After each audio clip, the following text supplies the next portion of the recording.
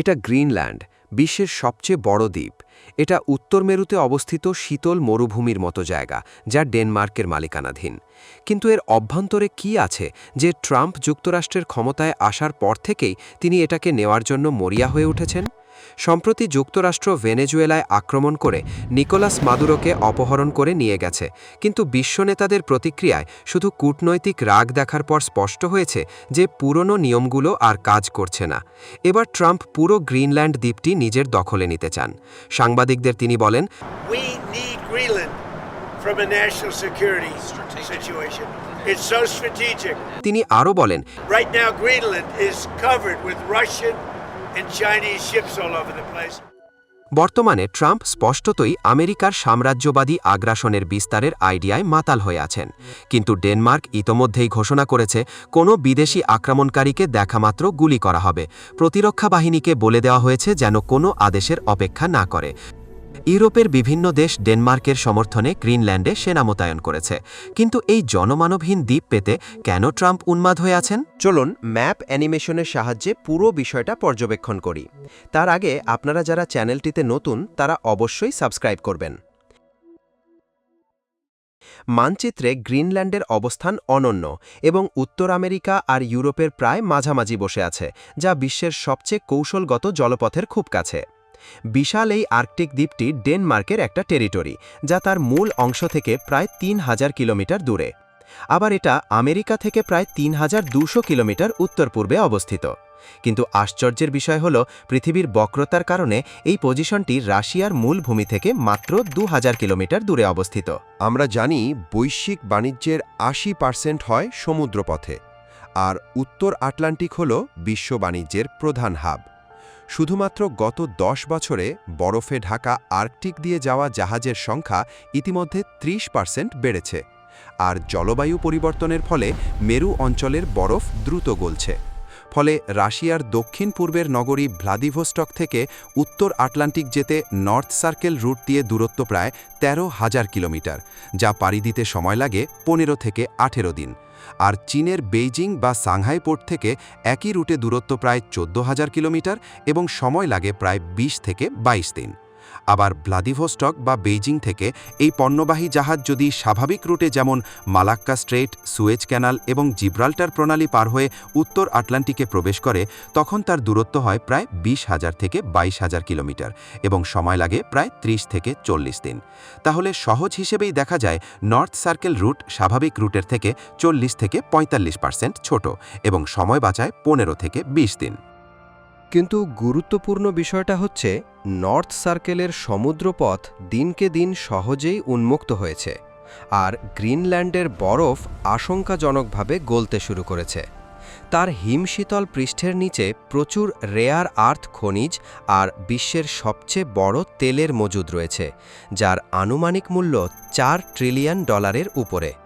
কিন্তু শুধু যুক্তরাষ্ট্র একা এর দিকে নজর দেয়নি, রাশিয়া আর চীনও এর নিয়ন্ত্রণ নিতে মরিয়া। গত কয়েক বছরে তাদের আর্কটিকে উপস্থিতি উল্লেখযোগ্যভাবে বেড়েছে।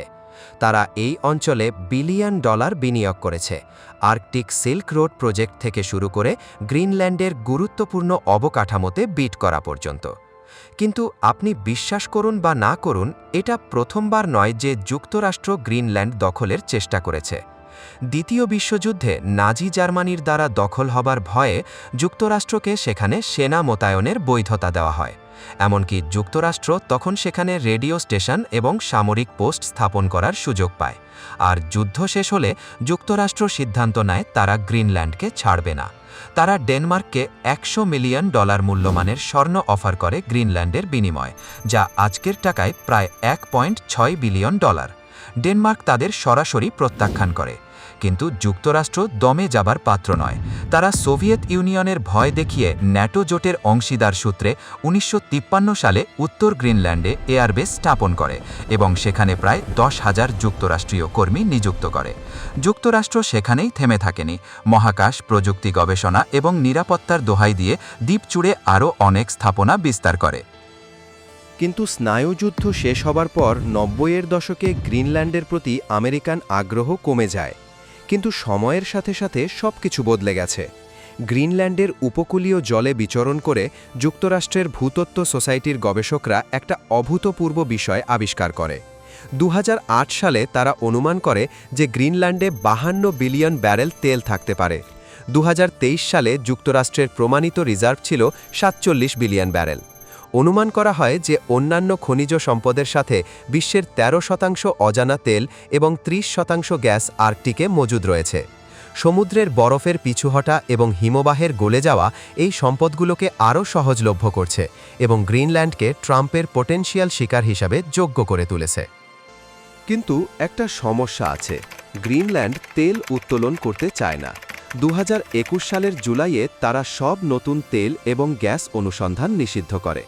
কিন্তু যদি আমরা ট্রাম্প সম্পর্কে একটা জিনিস জানি, তাহলে সেটা হলো এই লোকটা জলবায়ু পরিবর্তনকে সত্যি বিশ্বাস করে না এবং ট্রাম্প প্রায় এটাকে বলে It's called drill, baby, drill. তাই বৈশ্বিক উষ্ণায়ন এবং জলবায়ু পরিবর্তনের সময়ে ট্রাম্পকে পৃথিবীর সর্বশেষ মনস্টার বলা হয়ে থাকে, কারণ তার হাত ধরেই পৃথিবীর সবথেকে ক্ষতিগ্রস্ত হচ্ছে বলে মনে করা হয়। আপনি বিশ্বাস করুন বা না করুন, আর্কটিকে বরফের লেভেল কমছে এবং সেটা এলাকাটাকে দেখার উপায় বদলে দিচ্ছে। আর্কটিকে সমুদ্র গ্রহের অন্য কোনো জায়গার চেয়ে 4 গুণ দ্রুত গরম হচ্ছে এবং এটা পুরোপুরি ভূ রাজনৈতিক খেলা খেলার উপায় বদলে দিচ্ছে। গলে যাওয়া বরফ নর্থ ওয়েস্ট প্যাসেজের মতো নতুন শিপিং লেন উন্মোচন করছে। এই আর্কটিক রুটগুলো ঐতিহ্যবাহী রুটগুলোর চেয়ে অনেক ছোট, আর সবগুলো রুটের মধ্যমণি হচ্ছে গ্রিনল্যান্ড। কিন্তু প্রশ্ন হচ্ছে, আসলেই কি যুক্তরাষ্ট্র গ্রিনল্যান্ডে সামরিক অভিযান পরিচালনা করবে? গ্রিনল্যান্ড নিয়ে ডেনমার্কের প্রতিক্রিয়া খুব দৃঢ় এবং কূটনৈতিক। প্রধানমন্ত্রী মেটে ফ্রেডেরিকসেন বারবার বলেছেন যে গ্রিনল্যান্ড বিক্রির নয় এবং যুক্তরাষ্ট্রের কোনো অধিকার নেই এটাকে দখল করার। তিনি ট্রাম্পকে হুমকি বন্ধ করুন বলে সরাসরি হুঙ্কার দিয়েছেন। ফ্রেডেরিকসেন সবচেয়ে কড়া হুঁশিয়ারি দিয়েছেন যে যদি যুক্তরাষ্ট্র গ্রিনল্যান্ড দখলের জন্য সামরিক আক্রমণ করে, তাহলে এটা ন্যাটোর শেষ হবে এবং দ্বিতীয় বিশ্বযুদ্ধের পরের নিরাপত্তা ব্যবস্থা পুরোপুরি ভেঙে পড়বে। তিনি বলেন, যদি যুক্তরাষ্ট্র অন্য ন্যাটো দেশকে আক্রমণ করে, তাহলে সবকিছু থেমে যাবে। ইইউ নেতারা বলছেন ট্রাম্প তাদের সাথে প্রতিটা বিষয়ে বিশ্বাসঘাতকতা করছেন। এছাড়াও ডেনমার্কের প্রতিরক্ষা মন্ত্রণালয় যুদ্ধের হুমকি দিয়ে রেখেছে। তারা বলেছে কোনো বিদেশি আক্রমণকারীকে দেখা মাত্র গুলি করতে হবে, অর্ডারের অপেক্ষা না করে। Shoot first, ask questions letter. ডেনমার্কের সেনাবাহিনীকে নির্দেশ দেওয়া হয়েছে যে গ্রিনল্যান্ডে কোনো আক্রমণ হলে সৈন্যরা তাৎক্ষণিকভাবে গুলি চালাবে। ইতোমধ্যে ডেনমার্ক প্রতিরক্ষা বাজেট আরও $1.5 বিলিয়ন বাড়িয়েছে এবং কূটনৈতিক চাপ অব্যাহত রেখেছে। আসলে হোয়াইট হাউস প্রেস সেক্রেটারির বরাতে জানা গিয়েছে, গ্রিনল্যান্ড নিয়ে প্রেসিডেন্ট ট্রাম্প এই নীতি নির্ধারণকারী সিদ্ধান্ত আসলেই বাস্তবায়ন করবেন। তারা এটাও বলে রেখেছেন যে যদি যুক্তরাষ্ট্র পুরোপুরি আক্রমণ করে এবং জোর করে জমি নেয়, তাহলে কেউ তাদের থামাতে পারবে না। আর ট্রাম্প ইতোমধ্যেই বলেছেন যে তিনি আন্তর্জাতিক আইনের তোয়াক্কা করেন না। ফলে বলা যায়, পৃথিবীর শেষ মনস্টার হিসেবে নিজেদের জাহির করতে সাম্রাজ্যবাদী যুক্তরাষ্ট্র নেশাগ্রস্ত হয়ে গ্রিনল্যান্ডে হামলা চালাতে পারে। বন্ধুরা, ট্রাম্পের ফাঁকা আওয়াজ হোক আর যুক্তরাষ্ট্রের সরাসরি আক্রমণই হোক, গ্রিনল্যান্ড দখলে যুক্তরাষ্ট্রের ধারাবাহিক আগ্রাসন অব্যাহত থাকবে। কারণ বৈশ্বিক উষ্ণায়নের ফলে যখন বরফ গলতে শুরু করেছে আর দিন যত যাচ্ছে, গ্রিনল্যান্ড ততই প্রাসঙ্গিক হয়ে উঠছে। এখন সময়ই বলে দিবে গ্রিনল্যান্ড কি ডেনমার্কের অধীনে থাকবে নাকি যুক্তরাষ্ট্র কর্তৃক দখল হবে। বন্ধুগণ, যদি ভিডিওটি আপনার পছন্দ হয়ে থাকে তাহলে অবশ্যই সাবস্ক্রাইব করুন আর অপেক্ষা করতে থাকুন আমাদের পরবর্তী ভিডিওর জন্য।